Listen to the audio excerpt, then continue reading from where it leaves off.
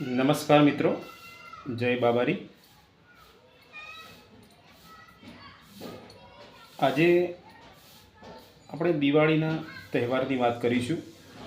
દિવાળી એટલે રોશની, ઉત્સાહ, ઉમંગનો તહેવાર છે। બાળકો માટે તો ખાસ કરીને એમના માટે એક અલગ ઉત્સાહ, ઉમંગનો તહેવાર એટલે દિવાળી। દિવાળીના તહેવારમાં બધા સ્વસ્થ મસ્ત રહે એવી દિવાળીની એડવાન્સમાં શુભકામનાઓ। આજે વાત કરીશું આપણે દિવાળીમાં નાના ભૂલકાઓની દેખભાળની।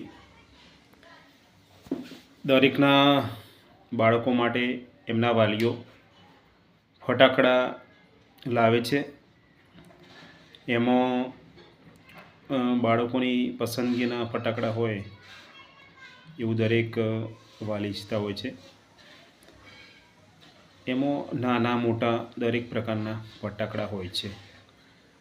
અને ખાસ તો મારા જે સોમાદાદા પરિવારના સભ્યો જો પણ હોય તેઓ સ્વસ્થ મસ્ત રહે એવી દિલથી શુભકામનાઓ। આ વિડીયોના માધ્યમથી બાળકોના વાલીઓ પેરેન્ટ્સને એટલું જ જણાવવાનું કે દિવાળીનો તહેવાર બાળકો માટે ખાસ ઉમંગ, ઉત્સાહ, ઉલ્લાસવાળો હોય છે। એટલે એમના આનંદની કોઈ સીમા હોતી નથી। એટલે બાળકો દિવાળી આવે એટલે નવા કપડાની માંગણી, ફટાકડાની માંગણી વાલીઓ પાસે કરતા હોય છે। અને વર્ષમાં એક જ વખત દિવાળી આવે છે એટલે બાળકોની માંગણી વ્યાજબી હોય છે। પણ વિડીયોના માધ્યમથી એટલું જ જણાવવાનું કે આપણા બાળકો જો પણ દિવાળીના દિવસે ફટાકડા ફોડતા હોય તો આપણા વાલી પેરેન્ટ્સ તરીકે આપણી ફરજ બને છે કે બાળકો 1 થી 10 વર્ષના હોય તો એમના જોડે અચૂક હાજર રહેવું। તેઓ કેવા પ્રકારના ફટાકડા ફોડે છે એ ધ્યાન રાખવું। ખાસ કરીને સુતળી બોમ્બ, 555 અને મિર્ચી બોમ્બ આ બાળકોના હાથે ના લાગે એવી ખાસ તકેદારી વાલીઓને રાખવાની થતી હોય છે। અને એ ના ફોડે એટલું જ સારું હોય છે, કારણ કે આ ફટાકડાઓમાં ખૂબ એવો ગંધરવ હોય છે। અમે નાના હતા એટલે એમને આ બધા ફટાકડાઓની ખબર છે।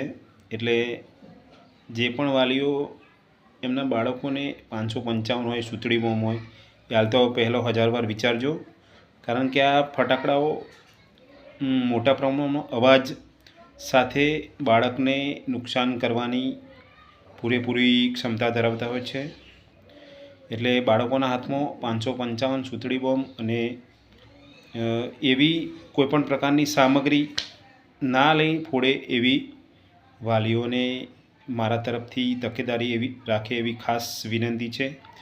ખાસ કરીને આ વિડીયોના માધ્યમથી બાળકોની તકેદારી વાલીઓ રાખે એના માટે જ ખાસ વિડીયો બનાવ્યો છે।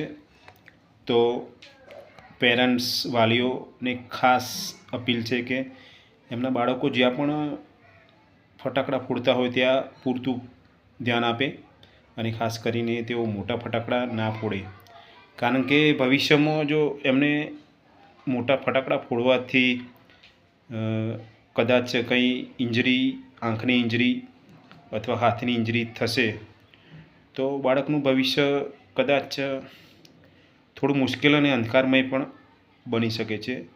એટલે આ વિડીયોના માધ્યમથી તો ખાસ બાળકો માટે જ છે ને વાલીઓ એમની તકેદારી રાખે એવી અપીલ છે।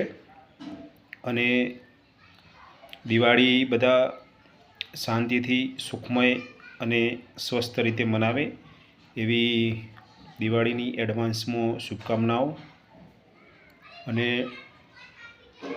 જો પણ રહેતા મિત્રો હોય, સ્નેહીઓ હોય, એ બધા દિવાળીમાં લગભગ ઘરે જ આવતા હોય છે.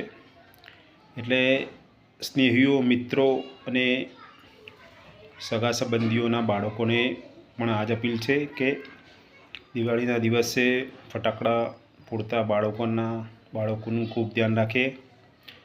એમનું દિવાળી એક દિવસની હોય છે, પણ કદાચ એમને કોઈ ફટાકડાથી નુકસાન થાય છે તો ભવિષ્યમાં આંખ જવાની સંભાવના,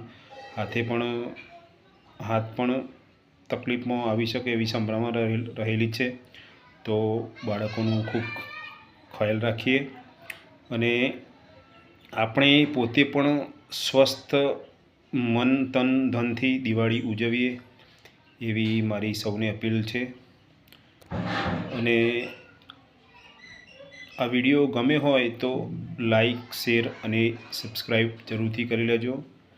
કારણ કે એ મારું લક્ષ્ય એક યુટ્યુબ ચેનલ બનાવવાનું છે અને યુટ્યુબમાં આવા નોલેજેબલ વિડીયો હું આપના સહયોગથી, આપના